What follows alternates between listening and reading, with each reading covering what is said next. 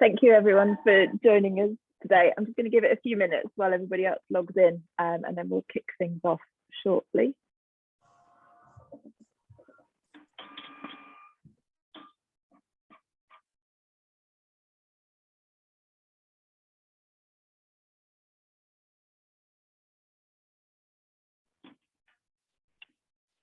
So thank you for joining us today, and on behalf of D.O. Cava, welcome to our webinar 360 Degrees of Cava. This is the final episode in our series of webinars, and the topic today is trading up sustainably. Before I hand over to our host and panel, there's a few housekeeping reminders for everyone. So during the webinar, there are two communication methods for participants, the chat section and the Q&A section. The chat's an informal way for you to communicate with the other participants, but just be sure to select all panelists and attendees in the to field, as it can default to panelists only. If you have questions, then please try and submit them via the Q&A section so that we can keep an eye on them and make sure the panel answers them during the session. So for today's webinar, I'm delighted to hand over to Richard Bampfield, who I think a lot of you know very well. He's going to host today's session and is going to be joined by a panel of representatives from 3 of our wineries in Cava. So Richard, I'll hand over to you to get things started and take us through today's session. Thanks very much, Eleanor. And I should say thank you in advance to Eleanor is also going to be managing the PowerPoint, which for anyone who knows me well is a blessing. So it's good to know that she's going to be in control. We welcome to 360 Degrees of Cava. This is the 4th in the series, and the title of today is Trading Up Sustainably. It is great to see that we've got people from, well, all over the world, although I see that Winnie has actually flown over to London especially for this, which is most impressive, and delighted to see that Charles is attending from Portugal as well. So delighted to see you all. Thanks for joining us. And this now, I'm just trying to see if a screen is, Eleanor, can you show the screen? Because what I'm going to do first off is I'm going to go through the PowerPoint. I'm going to say a little bit about what Cava is doing to establish its higher quality credentials, because we all know that they're there, and in recent times they've actually done an awful lot of work to make sure that they're a bit more visible on the label and to the public as well. And so to help us today, and I'm going to bring in, not immediately, but later on, when we're tasting the wines, I'll be bringing in Cristina Vacas, who is the export manager from Adernats, Gloria Cayel, who is the international wine manager at Freixenet, and Tony Cantos, who is head winemaker at Juve Camps. And rather than asking them to introduce themselves now, I'm actually going to bring them in, as I say, when we're tasting their wines a little bit later. I must admit, I'm looking at 3 rather spectacular looking packages in front of me of these 3 wines. And I realize not everybody has the wines, but these are, it's a fabulous example of how Cava is, it presents itself beautifully. These are really, really nice looking bottles of sparkling wine. So I'm looking forward to getting onto those shortly. Just wanted to, so a few words of background, and I should say in advance that the plan this evening is I'm going to go through the PowerPoint, explain a little bit about exactly, as I said earlier, what Cava is doing to demonstrate its higher quality credentials. And then we're going to taste some wines. I'm hoping that that will trigger some questions as well. Please do participate. I will do my best to follow the chat and Q&A as we go through, and I'm sure Eleanor will be as well. And so I'd like this to be as participative as possible to make sure that we answer the queries you've got. Just that, going back, Eleanor, just going back to that first slide, sorry, going back slightly, it's just a reminder that Cava it's not just Catalonia, that Cava is made in other parts of Spain as well. I think Catalonia accounts for about 90% of the production of Cava, but it shows that there are other parts of Spain where you do get generally higher elevations and where they're well capable of making good sparkling wine as well. And but anyway, we are going to be concentrating largely on Catalonia this evening. All right, Ellen, now you can go on to the next slide there. Thank you. And this is what's key. So effectively, they've aligned the newer designations for Cava with the existing D.O and D.O.P pyramid. So you can see that within D.O.P, now you have Cava D.O, and that is all Cava is Cava D.O, which aligns with the D.O.P designation in Denominazione designation in Spain. But the rules are now much stricter for Cava D.O Superior, as in GS Reserva and GS Gran Reserva here. And then you have at the very top of the pyramid there, you've got Cava de Paraje Calificado. And so you've got these three levels, and we'll talk more about each of those as we go through. And we'll be tasting wines which are, we've got one Cava de Garda here, and later on we're going to be tasting two Gran Reservas. The Cava de Paraje Calificado, the top one, that is the one that is for individual sites, as in equating to the Pago that you can see on the Spanish wine pyramid. Thanks, Helena. So here you can see the reasoning behind the new categorization, minimum aging all the way through, and then for the Cava de Garda Superior categories, longer aging, more of that in just a moment, a minimum age of the vineyard, which, as we all know, is fairly important. Sustainability. Now this, as we reach Reserva and Gran Reserva level, we will see that they're aiming for 100% organic by 2025. So that's a real commitment for the Garda Superior category, Reserva and Gran Reservas. A limited production, as we know from other parts of Europe, limiting the amount of wine that you can produce from a hectare of grapes, improves quality. And finally, there has to be a vintage designation. So all those are the areas that are really important for Reserva and Gran Reserva. And here you can see the minimum aging process for the different qualities. Reserva has to be a minimum of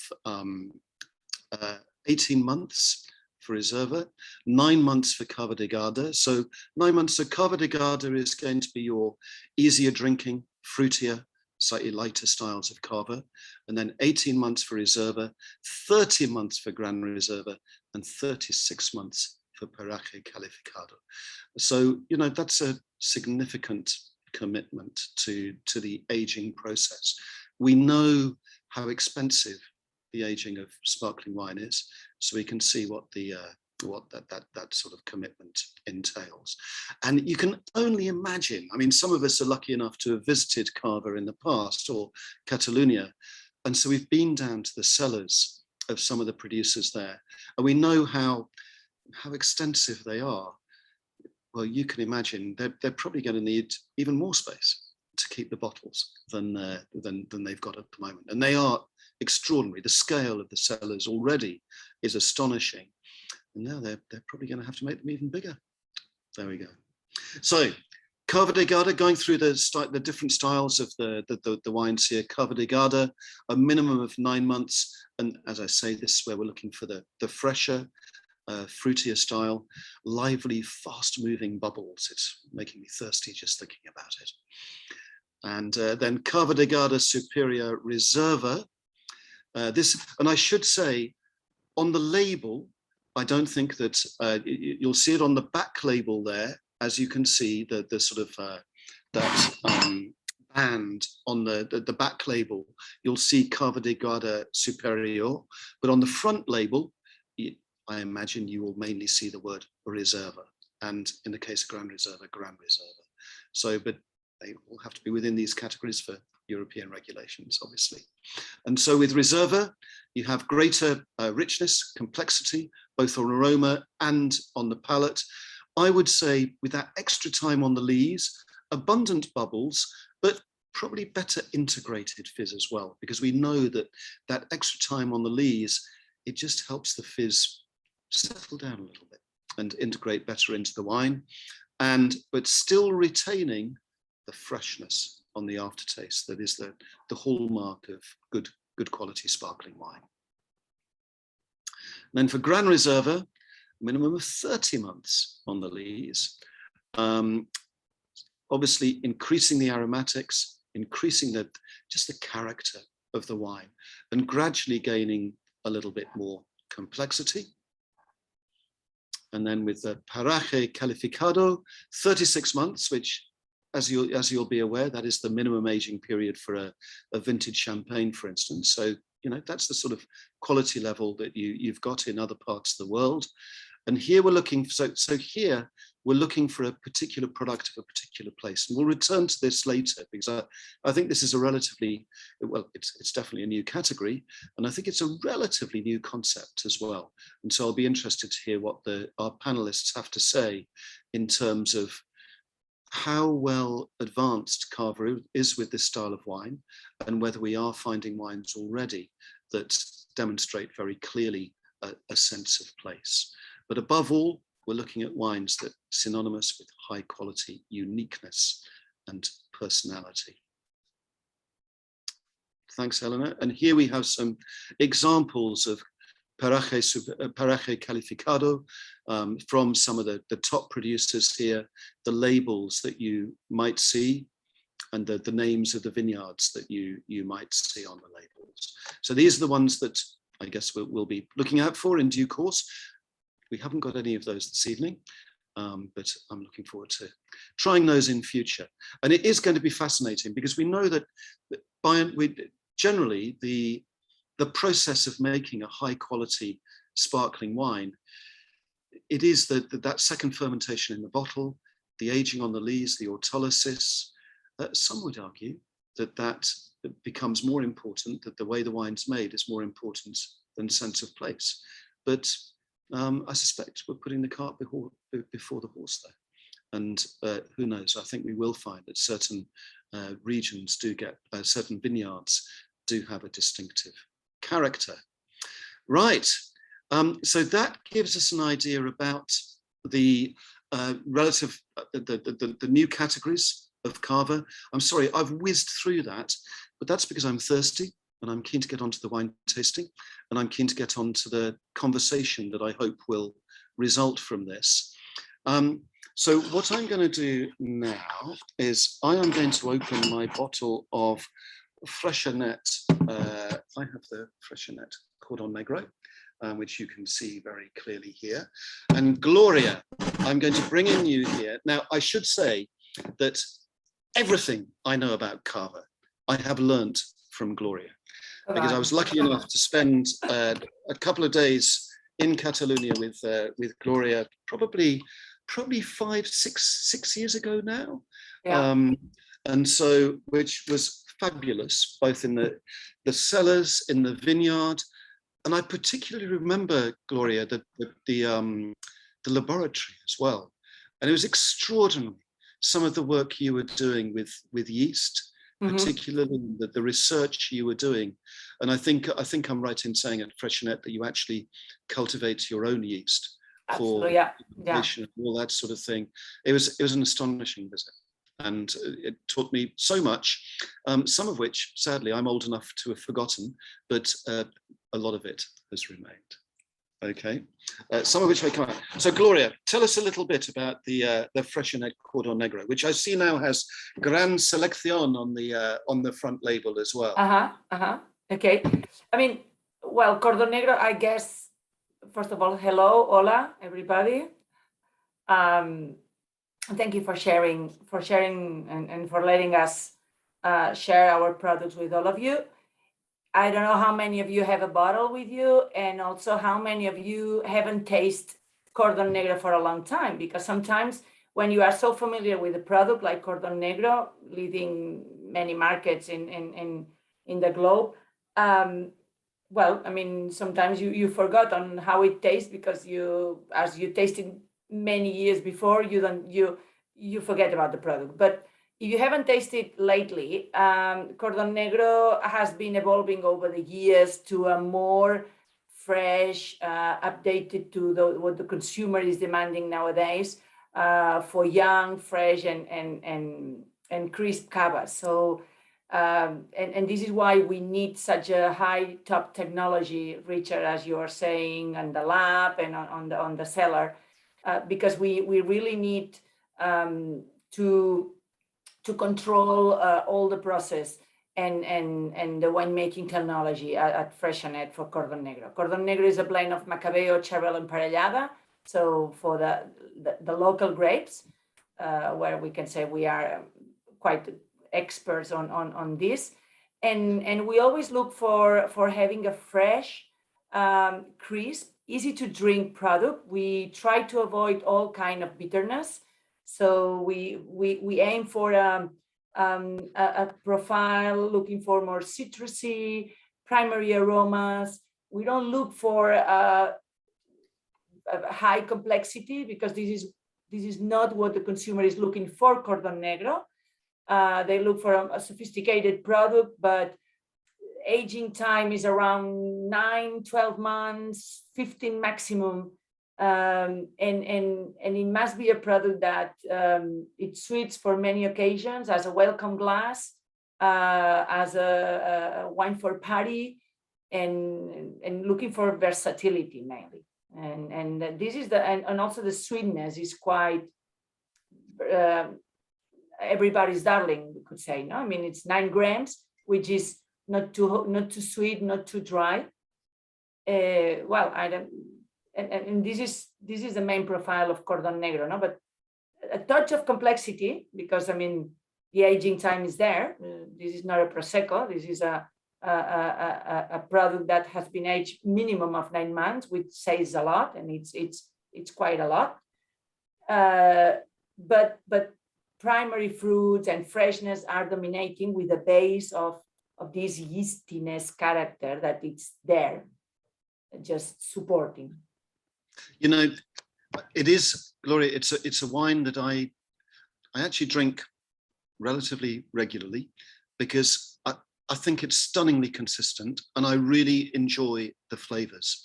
And I know, look, you know as well as I do, that in the UK particularly, Cava hasn't been the most fashionable in recent years, No. Which is such a shame, because this one, this sort of flagship Cava in the market, is actually just a lovely wine. It's beautifully made, and it oozes, going back to that slide saying what Cava D.O is all about, the freshness, the bubbles, the citrusy characters.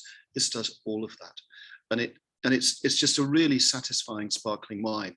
I've always enjoyed it. And did I just see, and I didn't check that, I don't see any reason why I shouldn't mention this, I think in the Champagne and Sparkling Wine World Championships, this just won a gold medal. Just won, yeah. Last week, I think Tom sent me an email that we just won the gold medal, and maybe we have more surprises. Isn't that fantastic? I mean, good for them for recognizing the quality of this, because I think in its class, it is absolutely outstanding. And I always enjoy this as a Cava, and it's tasting, the bottle I've got in front of me at the moment is tasting absolutely spot on. Is it right? Perfect. It's got exactly what it should do. Just, Gloria, Charles has asked a question, Charles Metcalf, who you probably know. Hola, Charles. Hello. He's asked a question. He says that on the back label of this, it doesn't actually say Cava D.O at the moment. Not yet. Yeah. Will that come in? It will come. Yeah. It will come. Yes. Okay. I mean, now we are discussing with the Consejo Regulador, because the label you show, and we have that and Tony and Christina, they can certify that for many wineries, this is going to be, we have to do some investment on the bottling line and on the labeling line to include this back label, this piece of label on the back side. So for us is something that we have to check. We are also checking with the Consejo if maybe an option for Cava D.O would be a seal on top of the bottle, so on top of the cork. So, but this, we are in negotiation nowadays, okay? But it is not yet mandatory to have the Cava D.O seal on the back label, not yet. Okay, all right. And while we're on, I did see another question earlier. Actually, I'll put this. Heather has asked, is there any, with the new requirements, is there any new regulations? Is there any requirement to put the disgorgement date on the back label? No. I think the answer is no. No. But as I know, not for Cava de Guarda, definitely, and not for Guarda Superior. No. Okay. And Jim Gore, I have to say, we've got a high quality audience this evening. Thank you very much for attending. We really do. Jim, it is lovely to see you here as well. And Jim has asked, do you use the same yeast strain for the first and second fermentation? That's a good question. You do? Okay. They are so well trained that they are educated for first and second fermentation. Yes. All right. Okay. Is that something that's interesting. I suppose I hadn't really thought of that in the past. That's but I guess you've got a yeast that suits your cellars, suits your grapes, suits everything else, then why not? Okay. Very good. If someone is interested into yeast cultivation and all what we do, how do we identify the DNA? You remember, Richard, that I show you that the DNA of our yeast, we have a selected of different yeast. So if anyone is interested into knowing more about yeast cultivation, DNA, and all these things, you are more than invited to visit us. There's Sumi has asked about that. I thought the MW students might be interested. And questions and examples.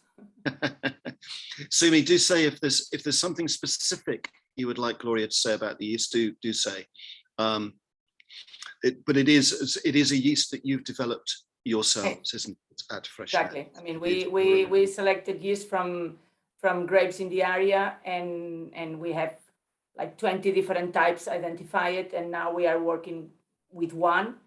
But they are, I think they are at 50 degrees below zero in a super camera at the fridge at Freixenet in order to avoid mutations, and we have to refresh from time to time.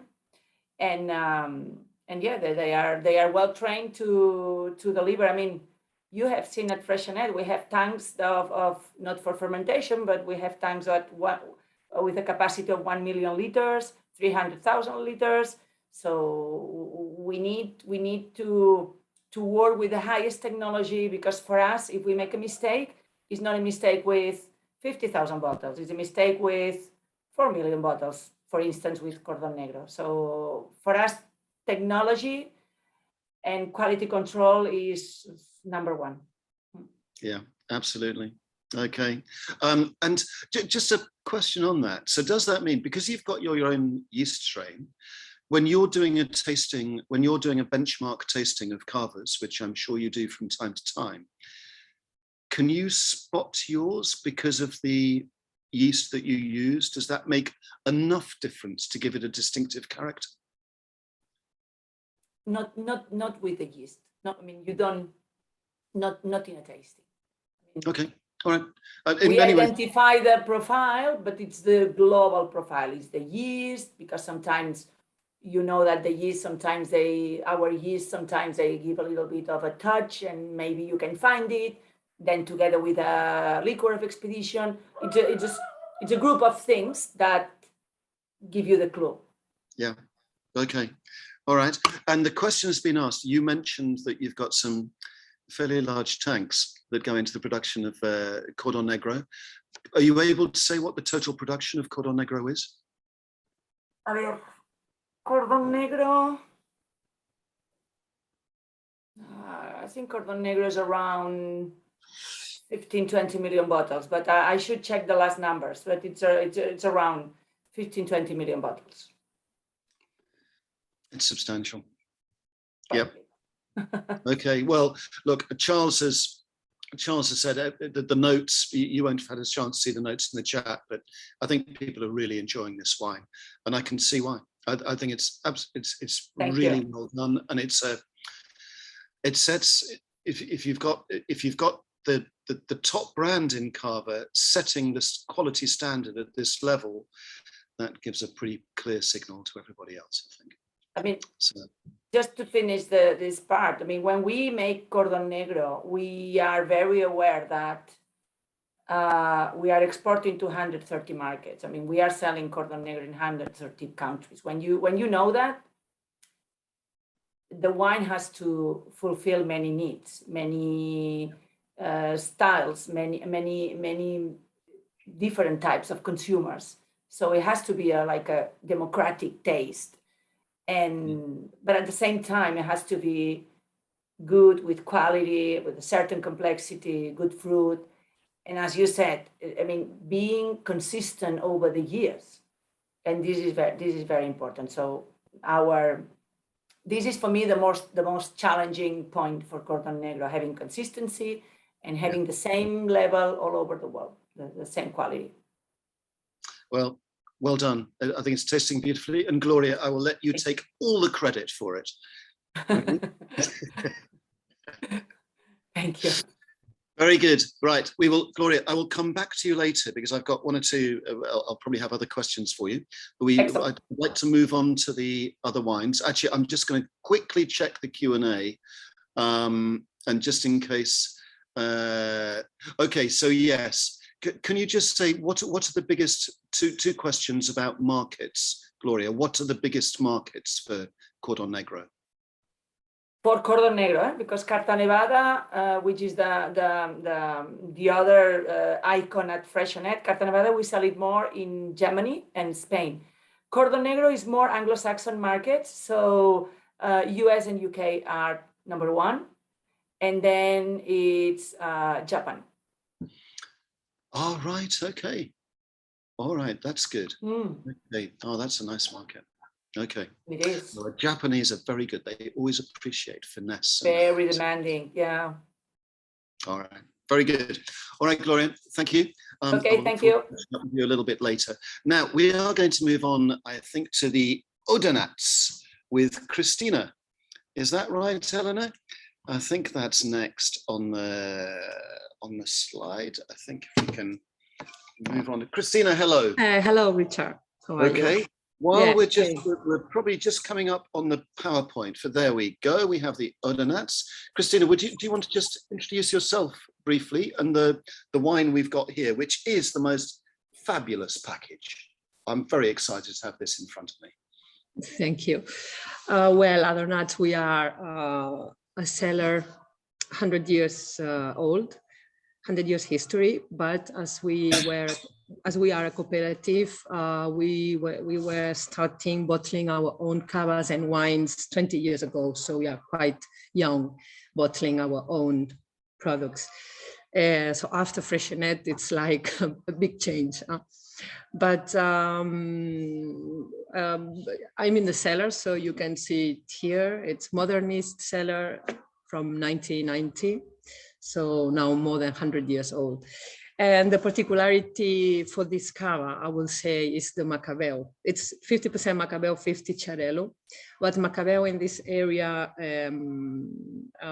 it's quite different from Penedès. We have less acidity, but we have more salty taste. So the cavas here in this particular area close to the sea, like 15 kilometers from the sea, have a very different taste from Penedès cavas. This also my opinion, of course. You will tell me what you think. This is a 2012 harvest, so tirage 2013, and it's a very rich cava. It's also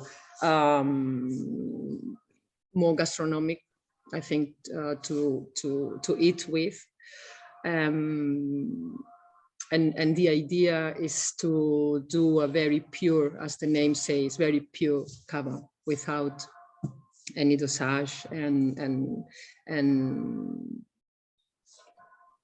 maintaining the particularities of the grapes. It's developed so much flavor with the age, hasn't it? So do you know, this is 2012. Did you say how long this actually spent on the lees, Christina? On the lees, yeah, yeah. you mean when we disgorge this one? Yes, when did you disgorge? Yeah, we disgorge usually once or twice a year. So this was disgorged for sure 6 months ago. Wow. I suppose what you receive. It's spectacular wine, and oh gosh, I wish everybody could smell this, because the aromas are. It's very complex, but then the bubbles are very fine, very well integrated, very easy to drink, even if it's a long aging. Because here you've got the candied fruit character, honey. Yes. Amazing sort of, and we talk about brioche notes. There's sort of the bready notes. You have the aging, here as a sort the of typical aging aromas, hot buttered toast character. It is really complex. And the other aspect of this on the palate, which strikes me, and this I'm going to upset some people probably by saying this, but I'd be interested in your views. I do think, with what I've tasted from Cava, that Cava actually does extra brut or brut nature better than champagne. I find with champagne, often the wines can be a bit, I admire them, but they can be a bit soulless. They don't give me joy. Whereas Cava in brut nature, it just works. And here, it's a really good example of that, where you've got a mature, complex wine in a brut nature style, and it's just lovely. And the balance is all there. You don't notice that it's a really dry style because of the richness of flavor. It's beautifully balanced. Thank you.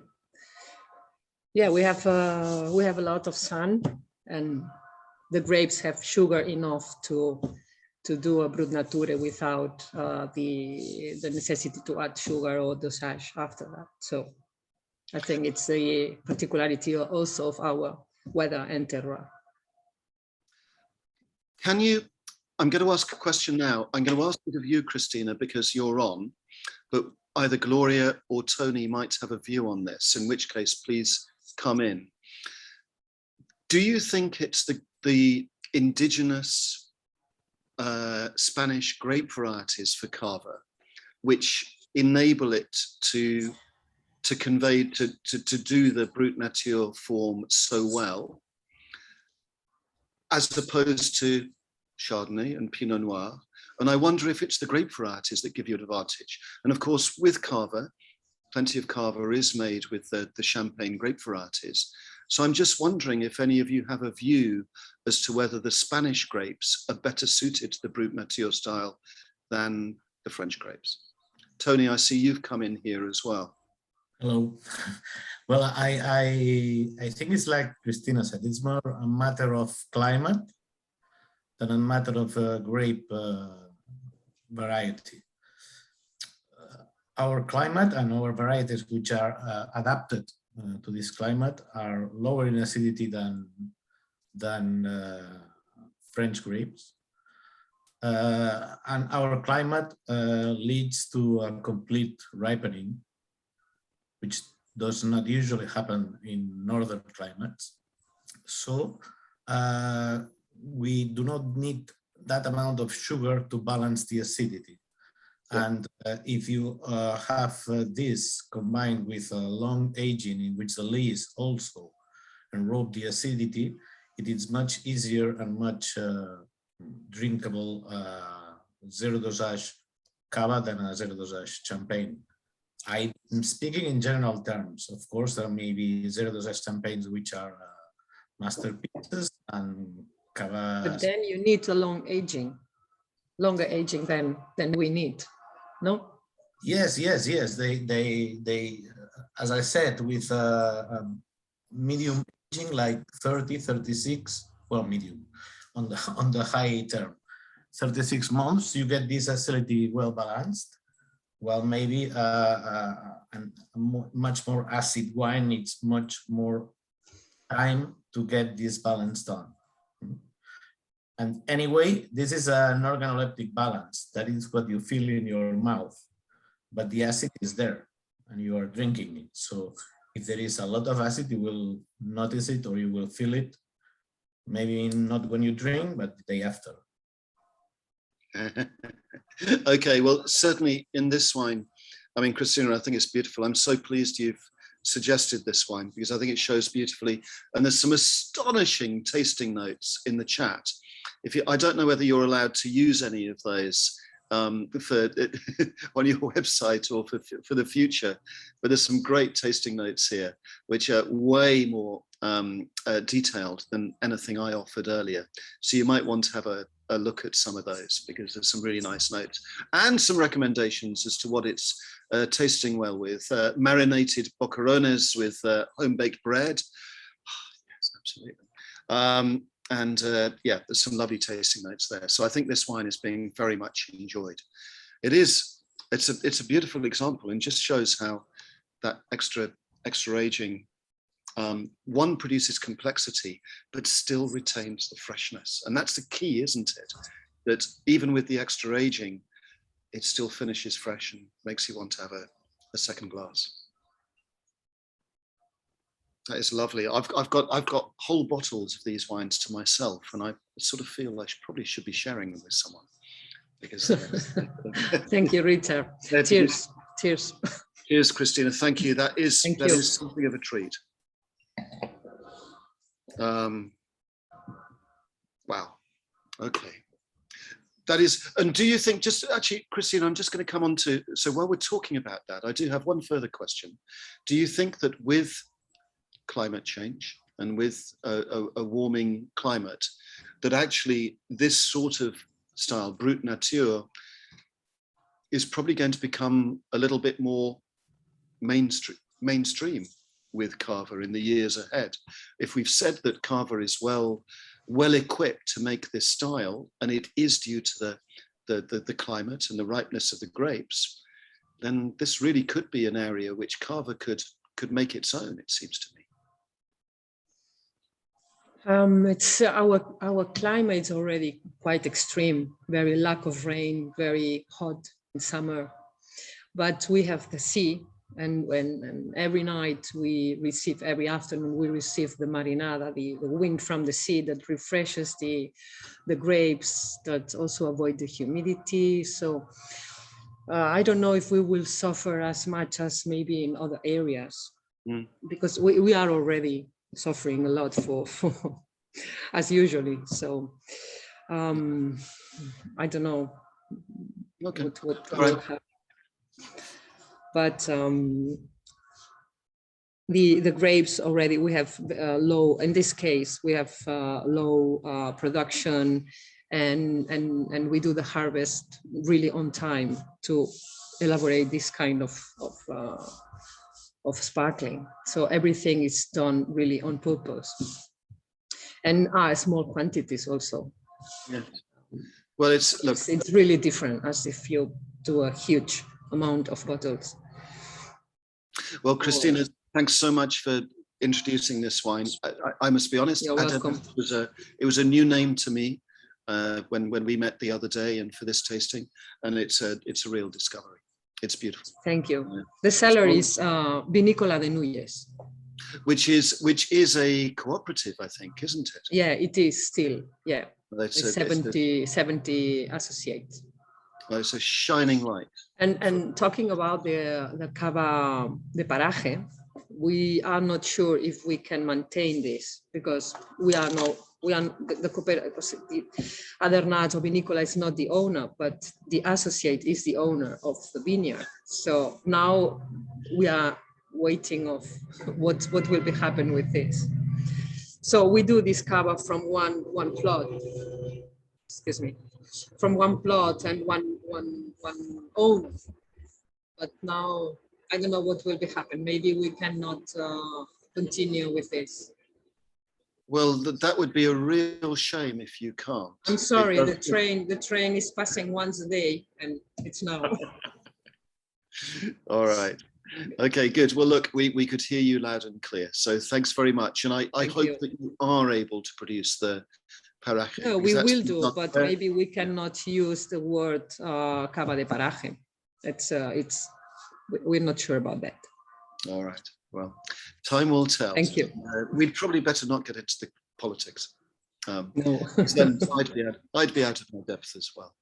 Right. Now we need to move on to the Juve Camps and Tony Cantos. Hello. Nice to Hello, see you everybody. again. Thank you.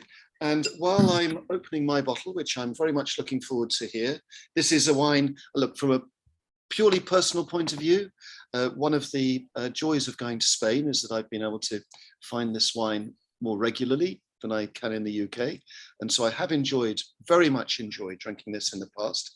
And although not necessarily the Reserva de la Familia, the Gran Reserva. So Tony, maybe you could just introduce yourself and the wine here.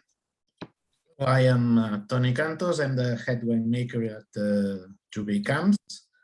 And the cava you have here is Reserva de la Familia, which is our flagship. It's a cava that last year or 2 years ago we celebrated the 40th anniversary. In fact, the cellar Juve Camps started producing sparkling, cavas 100 years ago. So if the next COVID wave lets us, we will be celebrating this really soon. And this cava is brut nature, so there is no sugar added and disgorging.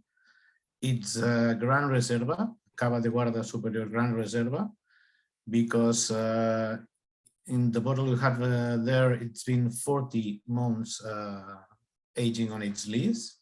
It's vintage 2017. And it's made with the local grapes, with Macabeo, Xarel·lo, and Parellada. The order is not the right one because Xarel·lo should be the first, as it is the majority grape. Xarel·lo, Macabeo, and Parellada. Approximately 50% of Xarel·lo, 35% of Macabeo, and 15% of Parellada. And it is organic, as in 2015 we certified all our vineyards and our production as organic. And as we said before, in this product we search for a good impact of the aging, which allows us to be able not to put any sugar in the expedition liquor, but also in balance with the freshness and the fruit that comes from the grapes. We try this balance to be equal and to have the freshness alongside by this aging note. And what else? It's mainly produced from our own vineyards. Juve Camps has now around 400 hectares of land, of which 255 are producing right now. They are in different states. The main states in Spiels, in the Penedès area, in the middle of which we have our winemaking cellar, but also distributed through the area of Penedès at high places like Mediona, or in the plain like La Coscona, different states which sum up 250 hectares of producing grapes. And don't know if any curiosity, all our wines go through the malolactic fermentation, which is sort of weird, as malolactic is supposed to be very negative for our wines. But we do believe that the positive things we get from malolactic, such as complexity, such as softness, such as roundness, are much balanced with a lot the negative impacts, which would be a reduction of the acidity. But you have to have in mind that local grapes usually do not have more than 1 gram per liter of malic acid. which is very low content. So impact in acidity is quite reduced, but impact in mouthfeel and complexity, we believe it's worth doing the malolactic. Well, it certainly works in terms of the result, and it's so interesting tasting this because it's stylistically, it sort of falls midway between the two other wines we've had so far, because it still has some of that. I always find with Cava, if there is a fruit character that I can pick out, it's often a hint of lime. That's me, citron vert. I do find a lime character, and I find that in this as well. There is a hint of lime, which of course is very refreshing as a flavor and as an aroma. But at the same time, you're also starting to develop some of the more yeasty complexity, as it's a Grand Reserve and it has the longer lees aging. I mean, this is, again, it's complex wine, not necessarily quite as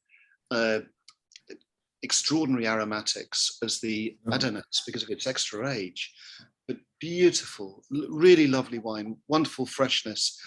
I have always so enjoyed this wine when I've drunk it, when I've had opportunities to drink it, and I'm going to drink it now rather than taste it because I can. And it's just, and whatever you're doing with the malolactic, I can see how, I know very often I hear people say, oh, well, you can taste that this hasn't gone through malolactic or it has gone through malolactic. I'm not sure it's quite as simple as that. I think malolactic adds or takes away the subtlety in the flavor. If you got a wine with 4 or 5 grams of malic acid per liter and you go through the malolactic, it's evident you will notice the impact, the notes of butter and so on will be very present. But here we are talking about very much more little amounts, with this much a question of subtleness than a question of a very impactive note. We always look for balance, complexity, but with balance and elegance. And that's what we try to do with this Cava, and with different profiles with all the Cavas we produce. Well, it certainly works. I mean, it's beautiful wine. It's just got, it just works. Just on the Brut Nature bit, sorry, I keep going back to this, but I do think it's an area where Cava is leading the field at the moment in the Brut Nature style.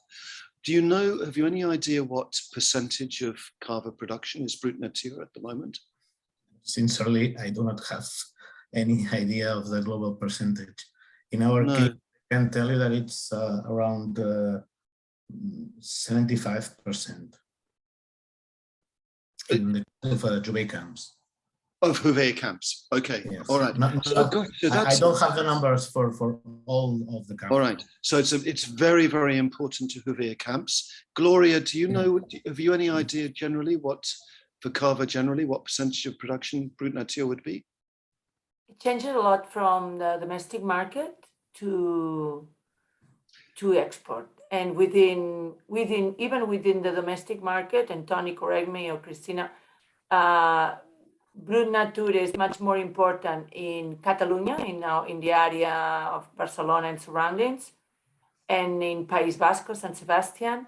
But then rest of Spain, from Madrid to the south, they are more onto the Brut and medium dry than to Brut Nature. So in Catalonia, I would say Brut Nature is dominating. Brut Nature and Brut. Okay. All right. Really interesting. Well, good. Look, either way, I think that the comments this evening indicate that the audience as well think this is a style that is working really well. Charles, Tony, while you're on, Charles has asked if Juve Camps use any of the Champagne grapes, or do you only use the Catalan grapes? No, we use Champagne grapes, but not on this product. We use Champagne grapes in other blends and in other single grape products, and we are very happy to do it because we believe that we use Chardonnay and Pinot Noir, and both have shown a very good adaptation into our climate, yielding a grape and a must and a wine that it's quite different maybe than the same grape in another latitude, but with aromatics and flavors very, very interesting. Yeah, okay, good. Well, again, looking at the chat, I can see there's a lot of love for Juve Camps. I think you've pleased a lot of people when they found your wines, both on holiday and here. So you will be welcome at the Cavas and in the winemaking cellar if you come around San Sadurní, of course. Yeah, very good. Thank you. Now we have one or two other questions here, which I'm just going to get round to. I'm not sure who to ask this to. Maybe Gloria, because Freixenet are obviously involved in other parts of Spain as well. From Alistair's asking, my memory is that Rioja was part of the Cava D.O.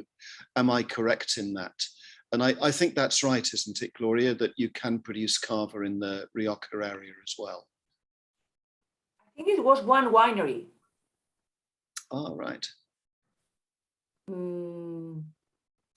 Yes, there are certain towns in Rioja that can produce Cava. Or even one winery only, Tony. Yes, maybe just one winery. Oh, but, gosh. yeah, Okay. but not widely, like general. Not in all the Rioja. It's so interesting. It's the same like in Aragon. There are 2 or 3 villages or towns where you can produce Cava, but not in the whole Aragon. In fact, it's not a matter of areas, but there is a list of towns. Or in the list, you can do Cava. If you're not, you don't. Now, this new regulation that will let us specify the origin where this Cava has been produced, so one will be much more clarifying to the consumer. Yeah. Abby is saying Muga. I think she's right. I mean, I think it's Muga. Muga or and Muga or one, but I think it's just one Faustino winery. I think one winery that it was back in 84 or 82 when we were entering the European community. It was when all the appellation Cava started and the registration of the name and all these things. And due to that, there were some towns, some brands that they were making a Cava, and they were claiming to be allowed to make it. And in order to have our own appellation, our own name, we had to say yes to them. And this is why Cava has those dots outside Catalonia. In the first slide you put, Richard, the first slide you put, there you can see how there is certain zones of different parts of Spain also making Cava. That's right. As you said, 90% is done, or 95% is done in Catalonia, and 90% is done in okay. Just in the chat, I've seen we do have a very educated audience here, and apparently, as well as Muga, Faustino and Vivanco, Dinastia Vivanco, also make Cava as well. And it does strike me that given the growth in wine tourism, it makes sense for wineries in Rioja also to be able to sell a sparkling wine as well. Makes perfect sense. So anyway, it'll be interesting to see if that expands in future, and if they have the right to do so, then why not? There's a couple. Christina, back to you, because there were a couple of questions that I didn't pick up on. Oh, sorry, Ken has said that Campo Viejo also make a Cava. Of course they do. That's absolutely right. Campo Viejo as well. Christina, but I think they make it in. Someone is making it in here for them. I mean. That's almost certainly true. Yes, that that makes sense. Okay. Christina, a couple of questions on your wine, which I missed earlier. Firstly, is there any particular reason why there's no parellada in it? And secondly, is it fermented in oak? Not sure, Christina, I can't see you and you're muted at the moment, but I think there's been a blackout. Yeah, think it's I it's think this, Oh, no, Christina, it's hello. they want to close the cellar, so they fire me. No, I don't know. It's the session. I don't know why it's dark now. It's not working anymore. And we are not using parellada, but we use parellada in the rest of our cavas. So it was a choice, winemaker choice, that using only Xarel·lo and Macabeo, because also are the oldest vineyards that we have, 70, 80 years old. That was the reason why. Okay, And that's it's partially in oak. Yes. and it is so okay. So it is aged partially in oak. Yeah. All right, and it does make I'm sense. trying to. Do you wonder? I'm trying to close down and up again, start again, and maybe I have light. I don't know. Okay, if you want to do that, I will. Maybe you can use the light of your phone. No. It's not a problem of the light. It's the problem of the Zoom session. It's not. It's not our problem. No. I was kidding about the situation. No. It's Zoom which is not working. Okay, and what you're saying about the grapes does make sense, because my understanding is that it's the Xarel·lo particularly which is well suited to producing cava for longer aging. It's the grape variety that I think is favored for longer aging. Yeah, it's better, I think. Yeah. Sì, però ascolta, si tanco che? Can you I'm conscious that Richard, and I don't know about Tony, Sorry. but sometimes at Freixenet we have some cavas sometimes with less Xarel·lo or even not Xarel·lo at all. Although we love Xarel·lo, I love Xarel·lo cavas, but sometimes when you want a finesse, when you want subtlety and at the same time youngness, Xarel·lo has a certain bitterness, has more body, much more complexity, certain earthiness, and when you are looking for another type of flavor profile, maybe it's the moment. I don't know if there's the intention of not having Xarel·lo behind that. Okay. You know what I mean? All right. Thank you. Sorry, Tony, we're going to need Yes. to wrap up quite soon. I just have the one area we've talked a lot about different levels of cava and the categories. We haven't talked so much about sustainability. And I know that obviously there is this big commitment to organics with Reserva and Gran Reserva, with those categories. Gloria, I know that, I mean, Freixenet are obviously one of the major players in cava, and I know that you're doing quite a lot in the broader sustainability field. Could you just comment on that for a moment?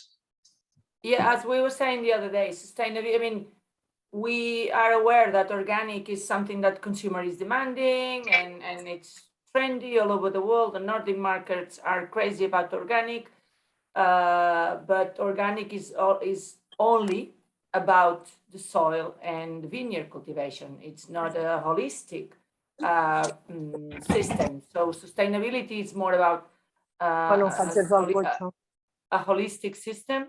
And we work at the cellar in terms of reducing water usage, reducing CO2 emissions, reducing the cardboard we use, reducing all the materials from the supply chain, all these kind of things, and consumption of our vehicles, of the forklifts, of all these things, in order to have a holistic behavior towards the environment. And this is, I've sent you a lot of measures, and we were the first sparkling wine company in Spain obtaining the 14,000 ISO, the environmental ISO, which is quite demanding also. Absolutely. And there's the social aspect as well, isn't there? There's sort of community aspect to it as well, which I know is important at Freixenet. Very important, very important. When you have more than 1,000 employees and all in the area, your social responsibility is quite huge. Absolutely. Okay, thank you. Tony, sorry, I cut you off just now, but did you had something you wanted to add, I think? No, it was just okay. Insisting on that. I agree with Gloria. In depending on the profile of wine you want or cava you want to produce, you will rely more or less on some grapes. for me, Xarel·lo is the grape to count on if you're going to make a very long aging, because it's the only one that has enough structure, acidity, and roughness as to evolve well. If you do mid-aging Cavas or young Cavas, Parellada may be a good option as well as Macabeo. It's not an absolute truth that Xarel·lo is better. No, it's better for doing this kind of Cava. Okay, look, we need to wrap it up there. Thank you so much to all three of you, Gloria, Cristina, Tony. Thanks for your company this evening. There's been some very, very positive comments in the chat, and from a personal point of view, thank you both for enlightening me about what's happening in Cava at the moment, and also for 3 really, really good sparkling wines. So thanks very much. And thank you to the audience as well for joining us for this session. And I think the message is loud and clear. Take Cava seriously, because it is very much absolutely not too seriously.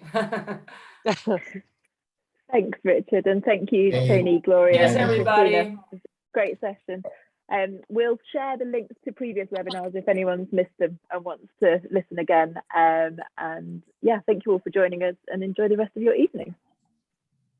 Okay, thanks, Helena. Good night. Thank you very much. Thanks. Bye, everyone. Bye. Bye. Bye-bye.